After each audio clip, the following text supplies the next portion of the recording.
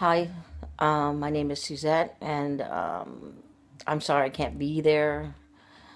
I live in Tennessee now, and I want to send my condolences first and foremost to Kim, Kenner, Danielle, Mr. Vern Gregson, Phil, and Rosemary, and of course Krista.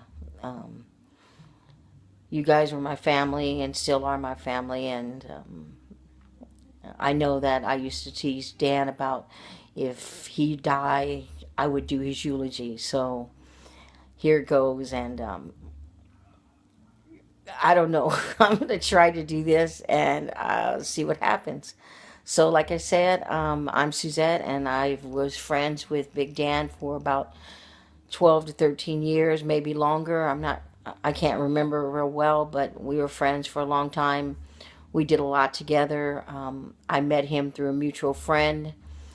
Um, I was down on my luck, and him and Kim invited me over for a barbecue. So I went over with a friend of mine, and we ended up getting in the spa and eating hamburgers and just talking and laughing, And the first time I really got to know Danny is when we were in the jacuzzi, and he kept getting closer and closer to me, and it was just kind of creepy to me because I just met him the night before, and Kimmy is sitting in one corner and my friend and her husband sitting in the other, and I'm kind of hanging on the edge, and Dan keeps creeping closer and closer to me and whispering in my ear, and I'm like, what the heck.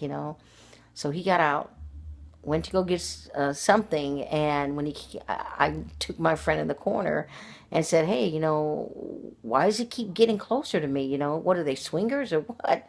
And we just laughed, and she says, no, I don't think so, she said. So when Danny got back, they kind of chuckled with him, and they told him what I said, and he's like, "Oh my gosh!" He goes, "I got close to you because I couldn't hear you because of the fucking bubbles." And I was like, "Oh, okay, whatever." And Kimmy's just laughing, and she's just tickle pink. So we stayed up for a while, and we've just hung out and talking, and from that point on, we just got along really well, and I got along with Kim and. Danny, at that time, was driving a truck, so he would only have like Saturday, maybe late Friday, Saturday afternoon to Sunday morning to hang out, and then he would sleep all day Sunday, and nobody was allowed to call or come over or anything because that was his time to sleep to get back on the road. I guess that Sunday night or Monday. So we used to play a game of dice, and it was called 10,000, and we used to gamble. Well, it started off pretty simple that we would play like, just for fun, for the hell of it, have a couple of drinks, and then we started trying to do wagering, and Danny, Danny likes to gamble, so he's like, okay, let's see, what you got, and I was working, and I would make a big commission, and plus my husband died a couple of years back, and so I would make a lot of, I would get Social Security, so we would bet 20 bucks here, 20 bucks there. But then it just got really to the point, two gamblers saying, let's raise the odds. And then so when we raised the odds to 25, 50, 75 to 100, well, nobody wanted to play with us anymore because they thought we were crazy. I was crazy because I knew that I couldn't afford it. So we would play and play and play, and nobody was allowed to come into the dining room when we were because we were playing, and God forbid, I wrote the wrong score down one time. I wrote 1307, and when you're playing with dice, there's not going to be a 1307. So, oh my God. After that, Danny had to do all the score taking, and I just had to believe what he said. But, you trust him. You trust him. So, plenty of nights I stayed up, and I had to work the next morning, and my friends would say, you need to stay away from that casino. I couldn't keep my eyes open, and I was a debt collector. So I'm calling people, and I'm just letting the phones ring and ring and ring, and I'm sleeping, forgetting I'm calling them.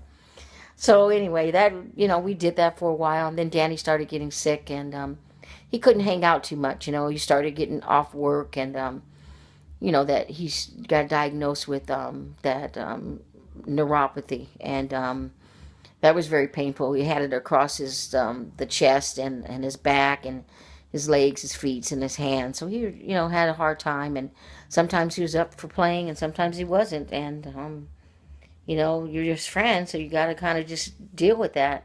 And so I used to come over on the, weekend or whatever when he wasn't working for a while, and his legs hurt so bad and his feet, and they itch. So I would put some lotion on his legs and rub them, give him a massage, and we'd still play and have a good time. And well, my hands started hurting, and I seen this thing. I went to Bed Bath and Beyond, and I seen this thing called compression socks or compression boots. And I said, my God, this will be the best thing for him. Well, it was rewrapped because like somebody brought it back, but they said that it worked. So here I am thinking I'm going to be, hey, I'm going to save the day. So I give it to Kim and I go home, and all of a sudden Kimmy said she went in the room and she said, "Well, let's try this." And so she strapped those boots on him, and it came with the plug that you plugged into the wall or battery operated. So you can either disconnect it with by the wall or turn it off by your bedside. So she hooked him up and she turned it on, and it was working. It compresses and it releases and compresses and releases.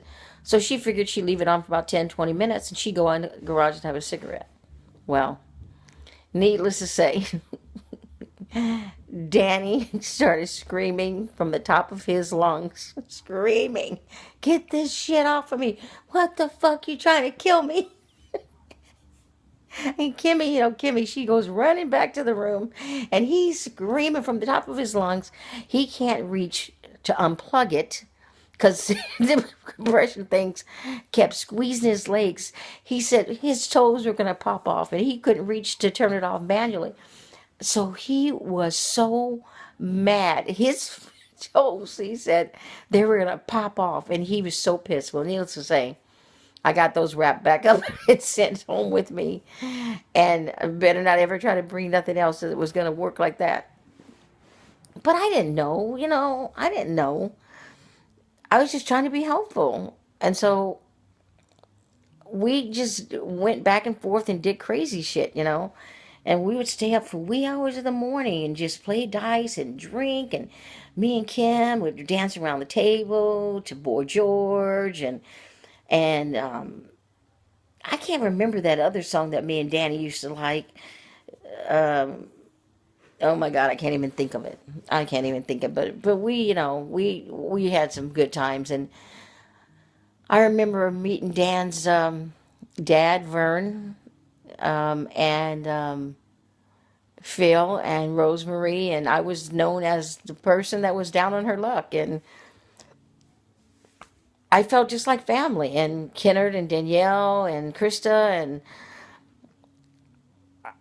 I have no words for the pain I feel because my friend, he died, and he had a painful medical illness that really took a lot out of him. Dan was a man that had pride, and a man that was sensitive, and I know some people might say, "Oh yeah," but Dan was very sensitive, and yes, I've seen a side of him that I didn't like, but you know what? I loved him beyond words. I mean, I used to tease Kim, if you die, Kim, before he does, or anything, I want to marry him. And yes, I've seen some sides that I said, "Oh boy, you can keep him," because it was like, ooh. But Kimmy loved him, and I know she did, and I know his kids loved him, and they still love him, and I love him. But I still cry because, unfortunately, I wasn't able to be there when he got to the point that he was just shutting down, and I'm sorry for that, and I'm really sorry that I couldn't be there. I live in Tennessee, and I'm with my family and my son, and he's getting ready to go to Afghanistan in a couple of more weeks, and so this is where I needed to be. And I'm sure Danny understood that. But I just want to wish everybody there that has been touched by Dan all my condolences, my sympathy, and I wish that everybody has great memories of him, fond memories of him, because he was one man that I can tell you will never be forgotten. I will never in my life forget Big Dan Gregson, because he inspired me in a lot of ways. He helped me grow in a lot of ways. He taught me a lot. And I could never learn the things that I've learned from him anywhere else. When I didn't have anywhere to go, me and my son, he let me stay there. He cut my son's hair. Hell, he did my hair. He dyed my hair for me. They've done a lot for me, him and Kim. And I don't want to cry, but I love you guys. And I'm just so sad that I can't be there to give him his final farewell. But Danny, I did your eulogy and I hope you like it. I hope it was okay. And I hope that you knew that I loved you so much. And the memories I have with you, I will cherish for the rest of my life. Thank you guys for listening.